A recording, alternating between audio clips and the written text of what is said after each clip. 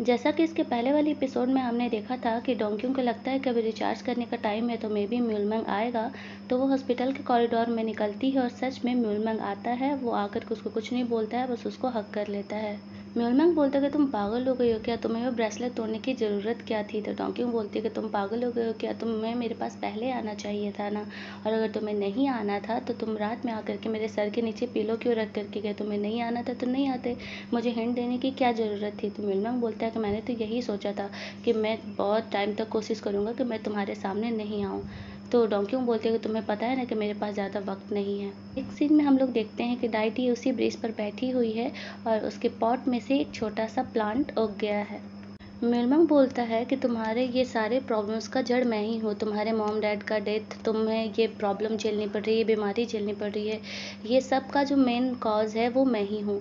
तो डोंक्यूंग बोलती है कि थोड़ा ईजिली एक्सप्लेन करके बताओ ना, मैं कैसे समझूंगी तुम्हारी बात। तो म्यूलमैंग बोलता है कि इस दुनिया में जो कुछ भी बुरा होता है या फिर जो कुछ भी तुम्हारे लाइफ में अब तक बुरा हुआ है वो सब कुछ इसलिए हुआ है क्योंकि मैं एग्जिस्ट करता हूँ। डोंक्यूंग बोलती है कि मतलब तुम्हारा कहना है कि तुम विंटर हो, तुम डार्कनेस हो और तुम हर चीज़ का अंत हो। तो म्यूलमैंग बोलता है कि हाँ। तो डोंक्यूंग बोलती है कि मुझे विंटर पसंद है, मुझे रात का अंधेरा भी पसंद है और हर चीज़ का एंड भी मुझे पसंद है।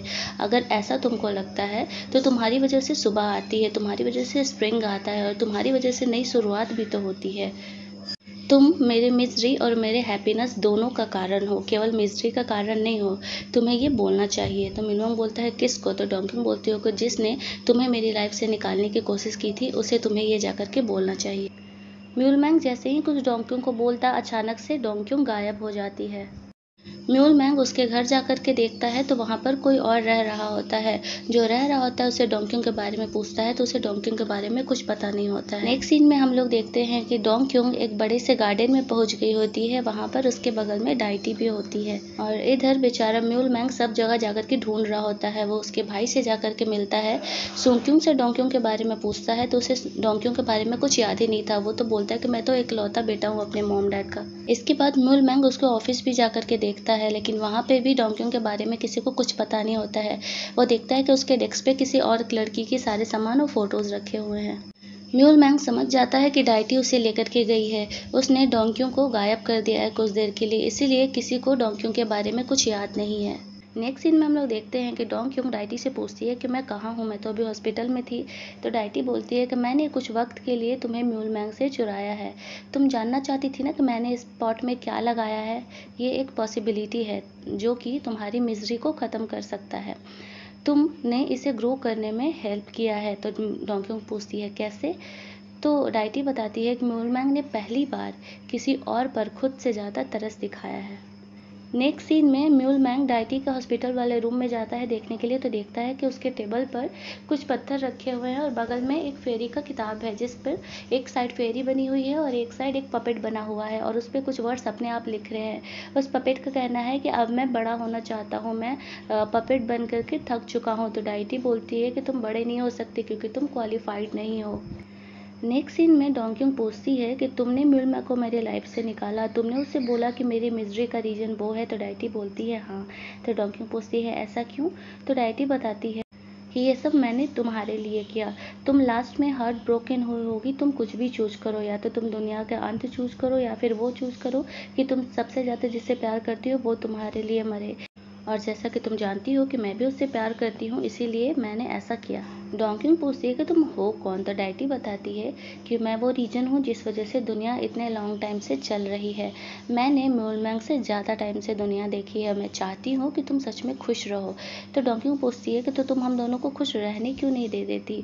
तो डाइटी बोलती है कि अगर तुम्हें जो चाहिए वो लाइफ में आसानी से मिल जाए तो तुम्हें उसकी कदर नहीं होगी, लाइफ तुम्हारे लिए मीनिंगलेस हो जाएगी। डोंक्यूंग पूछती है कि तो तुम मुझसे क्या चाहती हो। तो डाइटी उसके पैकेट से वो ग्लोब निकालती है और बोलती है कि तुम चूज करो, तुम किसे चूज करोगी। तुम चाहो तो तुम म्यूलमैंग के बिना हमेशा खुश रह सकती हो, तुम्हारे लाइफ में आगे क्या होगा ये तुम्हारे डिसीजन पे डिपेंड करेगा। डोंक्यूंग बोलती है कि मैं म्यूलमैंग की वजह से कभी भी मिजरेबल नहीं हुई हूँ और तुम्हें भी ये बात उसे नहीं बोलना चाहिए। डाइटी बोलती है कि तुम्हारा आंसर हमेशा स्ट्रेट फॉरवर्ड होता है, लेकिन मुझे ये पसंद आता है। आई थिंक इतना टाइम काफ़ी होगा म्यूल मैंग को ब्लैकमेल करने के लिए। इस रोड के एंड पर उसका घर है, तुम जा करके उससे अब मिल सकती हो। डोंग क्यों जाती है, कुछ दूर बाद देखती है कि घर का गेट है, वो उसे धीरे से नॉक करती है और हम लोग देखते हैं कि घर के अंदर म्यूल मैंग बैठा होता है। वो आकर के गेट खोलता है तो देखता है कि डोंग क्यों है। डोंग क्यों भी उसको देख करके शॉक्ड हो जाती है, बोलती है कि तुम तो सच में यहाँ रहते हो।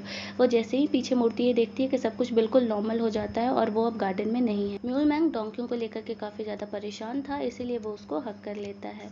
फिर वो डोंग क्यों को बताता है कि वो डाइटी के गार्डन में थी और उससे जो वो मिली वो डाइटी थी। तो डोंग क्यों बोलती कि सच में वो डाइटी थी, मुझे तो भरोसा नहीं हो रहा है। चलो अच्छा है वो मुझसे मिल गई, मैंने उसे बोल दिया कि मेरे मिजरेबल होने का रीज़न तुम नहीं हो। म्यूल मैंग बोलता है कि मैं थोड़ी देर के लिए डर गया था क्योंकि तुम किसी को याद नहीं थी। अभी दोनों बात ही कर रहे थे कि वहाँ पर सुंग क्योंग आ जाता है और सुंग क्योंग दोनों घर को इस तरीके से डिवाइड हुआ देख करके तो शॉक्ड हो जाता है। उसे तो कुछ समझ ही में नहीं आ रहा होता है कि हुआ क्या है। म्यूल मैंग उसे समझाने की कोशिश करता है। सुंग क्योंग बोलता है कि तुम मेरे सिस्टर को लेने के लिए आए हो, तो म्यूल मैंग बोलता है कि नहीं, मैं तुम्हारे सिस्टर को सेव करने के लिए आया हूँ। सुंग क्योंग बेचारा इन सारी बातों को अच्छे से समझ नहीं पा रहा होता है। तो म्यूल मैंग बोलता है कि छोड़ो, अब बहुत हुआ, एक काम करो, तुम ये सारी चीज़ें भूल जाओ और तुम सो जाओ। और सच में सुंग क्योंग सारी चीज़ें भूल जाता है और वो सो जाता है। जब सुंग क्योंग की नींद खुलती है तो वो हॉस्पिटल में होता है। वो अपनी सिस्टर को देखता है कि उसकी सिस्टर अब ठीक हो चुकी है, तो वो उसको हक कर लेता है। सुंग क्योंग बोलता है कि तुम्हें पता है मैं कितना ज़्यादा डर गया था, मुझे समझ में नहीं आ रहा था कि मैं किससे कॉल करूँ, मुझे लगा मैं तुम्हें दोबारा नहीं देख पाऊंगा। तो म्यूल मैंग बोलता है कि बच्चों की तरह रोना बंद करो। सुंग क्योंग बोलता है कि तुम आ गए, तुम्हें इतना टाइम क्यों लगा आने में, मैं कितना ज़्यादा परेशान हो गया था डोंग क्योंग को लेकर के। डोंग क्योंग बोलती है कि अगर तुम लोगों का प्यार मोहब्बत हो गया तो हम लोग घर चले। तो सुंग क्योंग बोलता है कि हम लोग घर नहीं जा रहे, डॉक्टर ने बोला कि तुम्हें और चेकअप की ज़रूरत है। तो म्यूल मैंग बोलता है भरोसा करो, मैं डॉक्टर हूँ और ये अभी घर जा सकती है। तभी वहाँ पर जीना भी आ जाती है। डोंग क्योंग को लगता है कि वो उसको डांटने वाली है, लेकिन जीना बोलती है कि तुम क्या खाना चाहोगे, तुम्हें क्या काम करना है, तुम बोलो, अब से हम लोग वो सारा काम करेंगे। इसके बाद वो लोग घर के लिए निकलते हैं। जीना पूरा रास्ते हुए रोते हुए घर जाती है। जीना पूछती है कि डॉक्टर ने क्या कहा। तो डोंग क्योंग बोलती है कि उसे कैंसर है और बस उसके पास 2 महीने का वक्त है। तो जीना बोलती है कि चलो हम लोग हॉस्पिटल चल रहे हैं। तो सुंग क्योंग बोलता है कि वो सामने जो लड़का बैठा है वो डॉक्टर है और उसका कहना है कि हॉस्पिटल जाने की कोई ज़रूरत नहीं है। तो जीना बोलती है मुझे फ़र्क नहीं पड़ता, वो डॉक्टर है, ये क्या, तुम तो उसके छोटे भाई हो ना, तुम्हें तो इसे मोटिवेट करना चाहिए। डोंग क्योंग बोलती है कि सर्जरी कराने के बाद भी कोई भरोसा नहीं है कि मैं बचूंगी ही। म्यूल मैंग बोलता है कि मैं उसे बचा लूँगा। जीना पूछती है कि ये है कौन। तो सुंग क्योंग बताता है कि ये इसका बॉयफ्रेंड है और ये एक डॉक्टर है। फिर जीना और सुंग क्योंग घर के लिए निकल जाते हैं। जीना बोलती है मुझे पता नहीं था कि वो उसको डेट कर रही है। सुंग क्योंग बताता है कि म्यूल मैंग काफ़ी अच्छा है, उसे पता है डोंग क्योंग के कंडीशन के बारे में, तब भी वो उससे प्यार करता है। जीना बोलती है कि तुम डोंग क्योंग के भाई हो, इसीलिए तुम मेरे भी भाई हो, तो आज से जब भी कोई प्रॉब्लम हो तो तुम मुझे कॉल कर सकते हो और अगर कुछ डोंग क्योंग को होता है तो तुम मुझे तुरंत कॉल करके बताना। उन लोगों के जाने के बाद डोंग क्योंग पूरा घर क्लीन कर रही होती है। वो बोलती है कुछ ज़्यादा ही हेक्टिक डे है, मैं तो थक गई सारा काम कर करके। तो म्यूल मैंग बोलता है कि तुम्ही ने तो ये सब किया है। तो डोंग क्योंग बोलती है कि तुम मुझे ब्लेम कर रहे हो, गलती तुम्हारी है, तुम मुझे छोड़ करके गए थे ना। तो म्यूल मैंग बोलता है कि मुझे नहीं पता था कि तुम उस ब्रेसलेट को इस तरीके से यूज़ करोगे और मुझे ये भी नहीं पता था कि वो मेरे पर इस तरीके से वर्क करेगा।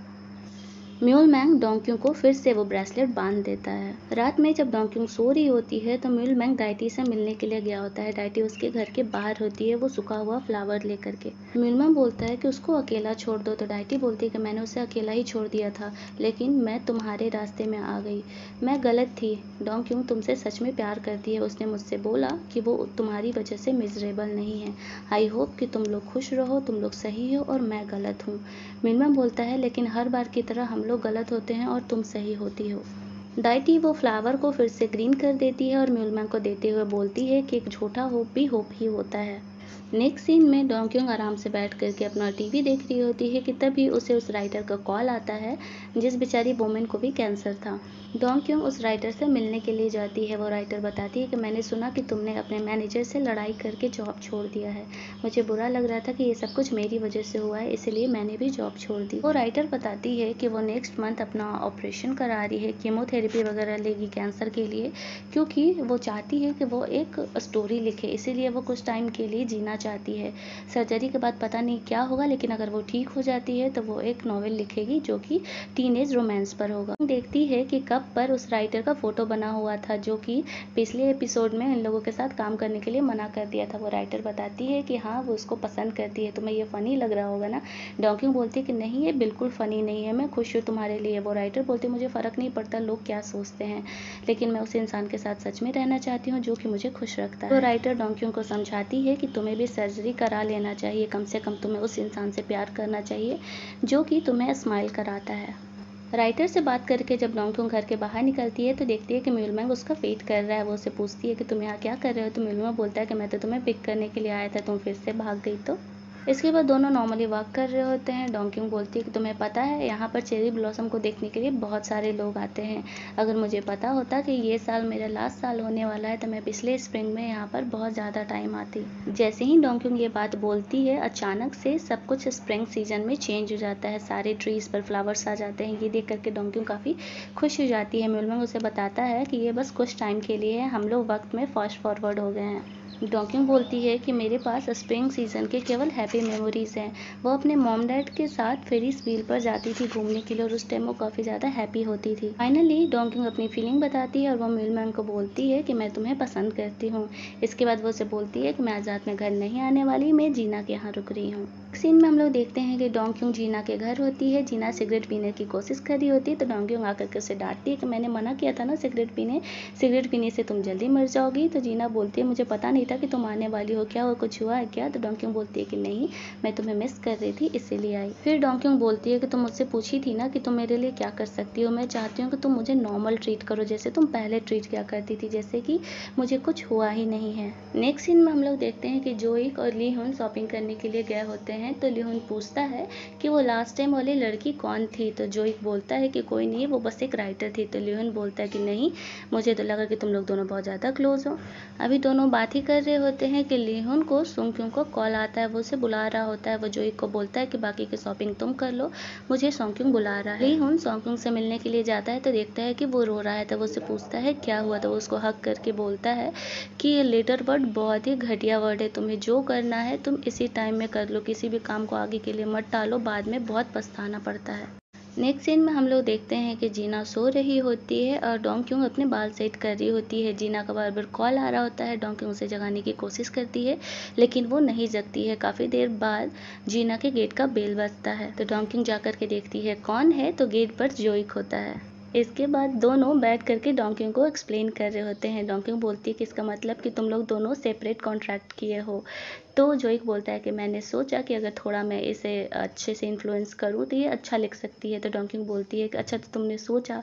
तो जोइक बोलता है कि हाँ, ये सिर्फ सिंपैथी था। फिर डोंक्यूंग बोलती है कि तुम लोग सिर्फ काम ही कर रहे थे। तो जोइक बोलता है क्यों, राइटर्स के साथ कुछ और भी करना होता है क्या। तो डोंक्यूंग बोलती है कि हाँ, जैसे कि साथ में खाना खाना, कॉफ़ी पीना। मैं ये नहीं करी कि तुम लोगों को ये करना चाहिए। तो जोइक बोलता है कि ठीक है, मैं नेक्स्ट टाइम से याद रखूँगा अगर मुझे कुछ करना होगा एक्स्ट्रा तो। डोंक्यूंग बोलती है चलो, अब मेरा क्वेश्चनिंग हो गया तुम लोगों से, अब तुम लोग अपना काम करो, मैं चली। तो जीना बोलती है इतना जल्दी। डोंक्यूंग बोलती है कि हाँ, घर पे मेरा भी कोई वेट कर रहा है। डोंक्यूंग के जाने के बाद जोइक बोलता है कि लगता है कि वो पहले से बेटर है। तो जीना बोलती है कि पता नहीं वो बेटर है या प्रिटेंड कर रही है, मुझे नहीं पता ये बात। फिर वो जोइक से पूछती है कि तुम्हें मेरी चिंता हो रही थी। तो जोइक बोलता है मुझे तुम्हारी नहीं, मुझे अपने नॉवेल की चिंता हो रही थी। जीना बोलती है कि सॉरी तुम्हें उस समय परेशान करने के लिए, लेकिन तुम हमेशा मेरे वॉच में ही क्यों मेरे पास आते हो। तो जोइक बोलता है क्योंकि तुम जानती हो कि मैं बहुत ज़्यादा काइंड इंसान हूँ और मुझे औरतों को रोता हुआ देखना पसंद नहीं है। मैं नहीं चाहती हूँ कि उनकी हेल्प करने के लिए आ जाता हूँ। तो फिर जीना पूछती है तो तुम अभी यहाँ पर क्या कर रहे हो। तो जोइक बोलता है कि मैं तुम्हें कुछ बताने के लिए आया हूँ। तो जीना बोलती है बोलो। जैसे ही जोइक कुछ बताने की कोशिश करता है, जीना का गेट का बेल बजता है। जीना को लगता है कि मे बी डोंक्यूंग का कुछ छूट गया होगा, लेकिन वो गेट जा करके खोल करके देखती है तो उसके गेट पर लीहुन होता है।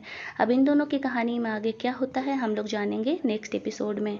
हम लोग चलते हैं डोंक्यूंग के पास। डोंक्यूंग रोड साइड खड़ी होती है और पहले की तरह म्यूलमैंग उसके पास आता है। दोनों जैसे ही रोड क्रॉस कर रहे होते हैं, अचानक से सब कुछ चेंज हो जाता है और डोंक्यूंग फिर से उसी स्प्रिंग सीजन में पहुंच जाती है और उस फेरी वेल के बाहर होती है। पूछती है कि ये सब क्या है। तो म्यूलमैंग बोलता है कि तुमने कहा था कि तुम उस टाइम खुश थी। इसके बाद वो लोग उस झूला पर जाते हैं। डोंक्यूंग नीचे देख रही होती है, सब चीज़ काफ़ी खूबसूरत होता है। डोंक्यूंग बोलती है कि ये इतना प्रिटी है कि देख करके लग रहा है कि जैसे अभी गायब हो जाएगा। तो मिलवांग बोलता है कि अधिकतर वो चीज़ जो गायब होती है प्रिटी ही होती है। डोंक्यूंग बोलती है कि तुमने कहा था कि किसी को मैं याद नहीं थी, आई होप कि ऐसा ही हो। जब मैं मर जाऊँ तो जो लोग मुझसे प्यार करते हैं, जो लोग मुझे जानते हैं, उन्हें मैं याद नहीं हूँ, ताकि वो लोग मुझे याद करके सैड ना हो और हमेशा खुश रहें। फिर वो म्यूलमंग से पूछती है कि मैं ये विश कर सकती हूँ क्या? तो म्यूलमैंग उसको कुछ नहीं बोलता है, वो आकर के बस उसको किस कर लेता है।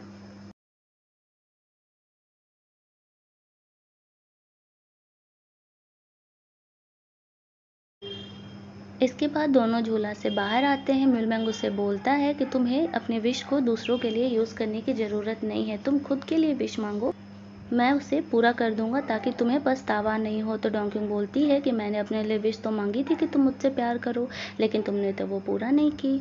म्यूलमैंग बोलता है कि तुम्हें उस चीज़ के लिए विश मांगने की ज़रूरत नहीं है। अचानक से डोंक्यूंग एक लेडी से टकराती है, उसे वो उसकी मॉम दिखाई देती है। वो अपने पास्ट के मोमेंट्स देखती है जब वो खुश थी उसकी फैमिली अपने मॉम डैड के साथ। जैसे ही डोंक्यूंग उनके पास आगे बढ़ने की कोशिश करती है, वो फिर से बैक टू रियलिटी आ जाती है। वो उस म्यूलमैंग को देख रही होती है। तो म्यूलमैंग बोलता है क्या हुआ, मैंने कुछ गलती कर दी क्या? डोंक्यूंग बोलती है कि नहीं, तुमने बिल्कुल सही किया, मैं खुश हूँ अपने मॉम डैड को वापस देख करके। म्यूलमैंग बोलता है कि डोंक्यूंग तुम मुझसे प्यार कर सकती हो, मुझे दूसरों का तो पता नहीं, लेकिन तुम्हारे लिए सही रहेगा कि तुम मुझसे प्यार करो और तुम्हें इस चीज़ के लिए विश मांगने की ज़रूरत नहीं है, ये मेरा आंसर है। तभी डोंक्यूंग को अपनी मॉम की आवाज़ सुनाई देती है। जैसे ही वो पीछे मुड़ती है, उसे लगता है कि उसकी मॉम है, लेकिन उसकी आंटी होती है। म्यूलमैंग बोलता है तो तुम चूज करो, तुम खुद को और इस दुनिया को चूज करो। यहीं पर हमारा ये एपिसोड ख़त्म हो जाता है। आखिर डोंक्यूंग आगे किसे चूज़ करती है, क्या होता है उनके लाइफ में, जानने के लिए हम लोग मिलेंगे नेक्स्ट एपिसोड में।